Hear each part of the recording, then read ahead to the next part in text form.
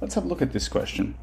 So it says the graphs of f of x and g of x are shown here. So there's a 3 sine 2 of x and a 3 cos 2 of x, and it basically gives you between 0 and pi. It says, really getting down to part B, it says what's that area between those two curves? Now obviously if this was a question that you had on some sort of external exam, it wouldn't break it into part A and part B. It would want you to just be able to work out the area between those two curves. Now, how do you do that with a calculator? Easy. You just draw both of them and you say calculate between, and you click mixed and you go 0 to pi on 2. But if it's algebraic, like what we're going to do now, we need to know these 3 locations, because those 3 locations are our bounds. So we already know 2 of them. The first one is 0 and the second one is pi on 2. Now what we need to know is what's this middle location where they intersect here. So we should know about intersecting, so I'm going to put it up here. As always, we intersect at, so where f of x equals g of x. So where is 3 sine of 2x equal to 3 cos of 2x. And if we keep breaking this down, what we essentially try to work out is where is sine of something, so where is sine of something equal to cos of something. And on a unit circle, that is going to be up here, or of course down here, but we're looking between 0 and pi on 2, so we're only looking between here and here. So obviously, where is that? Well, that is here at pi on 4. So what that means is our angle, this piece in the middle, is equal to pi on 4. So 2x is equal to pi on 4, which means x is going to be equal to pi on 8. Okay, so now we know this location is pi on 8. So we have essentially done part A. We haven't fully worked out the coordinate, because if we wanted to know the y value of that intersecting point, we could put this x value back into either of those equations. We could put it back into the sine equation, we could put it into the cos equation, either one, and that would give us the y value. We're going to skip that because we're just going to get straight into what we're actually here for, which is the area between those two curves.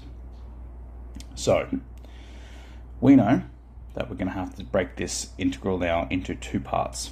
We're going to have to go from 0 to pi on 8 of f of x take g of x dx, and we're going to have to go from, don't write this down, pi of 8 to pi on 2 of f of x take g of x. However, they're going to be switched around. We've got to switch the bounds.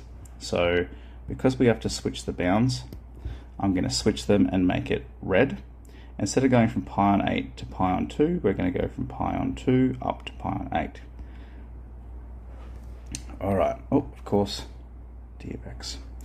So before we can do this, what is f of x? Well, f of x, the big F, the integral, is basically the integral of f of x take g of x. So the integral of 3 sine of 2x take 3 cos of 2x.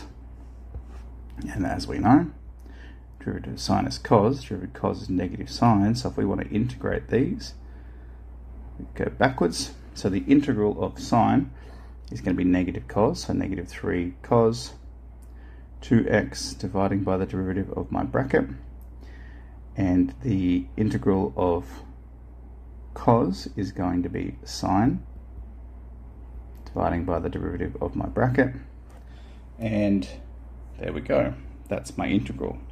Now what we're going to do is I need to do this, negative 3 on 2 cos of 2x minus 3 on 2 sine of 2x, and I need to do that from 0 to pi on 8, plus I need to do the same thing, negative 3 on 2 cos of 2x, minus 3 on 2 sine of 2x, and I need to do that from pi on 2 to pi on 8. So that's going to be quite a large set of brackets. I'm going to switch to the next coloured pen to do this. So I'm going to do this piece in green, then I'm going to do this piece in yellow. So let's get into that. Minus 3 on 2 cos of 2 times pi on 8, minus 3 on 2 sine of 2 times pi on 8, minus 3 on 2 cos of 0, minus 3 on 2 sine of 0. Now to the yellow bracket, plus, minus 3 on 2 cos of 2 pi on 8, minus 3 on 2 sine of 2 pi on 8, minus 3 on 2 cos of 2 pi on 2, minus 3 on 2 sine of 2 pi on 2. Alright, now as you can see, this is going to take a little bit of time, but let's get through to simplifying this down. So, what is cos of pi on 4? That is root 2 on 2. So the first bit of my bracket is negative 3 root 2 on 2, or negative 3 on 2 root 2 on 2. I better write that differently to make sure we're very clear about where these numbers have come from. It's negative 3 on 2, then that's root 2 on 2, minus 3 on 2, and then this piece here is also going to become root 2 on 2, minus cos of 0 is 1, so minus 3 on 2, sine of 0 is 0. Over to the yellow.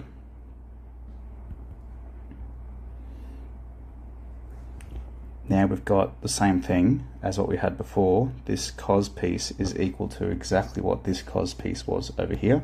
So we're just going to basically copy that working out because it's identical. So minus 3 on 2, root 2 on 2, minus 3 on 2, root 2 on 2,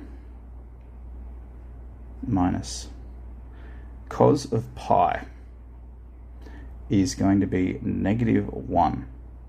So I'm going to write times by negative 1, and we'll fix that around in a second. Sine of pi is 0. So now let's just start to slowly tidy some things up. This would be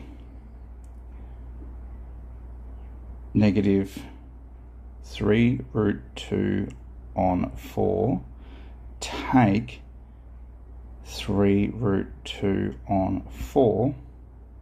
So I've got 3 lots of root 2 on 4, and I take away another 3 lots of root 2 on 4. So really, this is actually going to, you know what, I'll wait till the next step. Then it's going to be plus 3 on 2. Bring the yellow bracket a bit further over now. This is exactly the same as what the green side was. So I'm going to make it the exact same. Then I've got this piece here. So that becomes positive, this bit becomes positive 3 on 2, but then we've got this minus sitting right here. So what that's actually going to do is make it all negative again. So it's going to be minus 3 on 2. Now this is the step I was going to do before, but I decided to wait. I've got negative 3 lots of root 2 on 4, and then I minus another 3 lots of root 2 on 4, so I've got 6 lots of root 2 on 4. I plus 3 on 2. Then I've also got another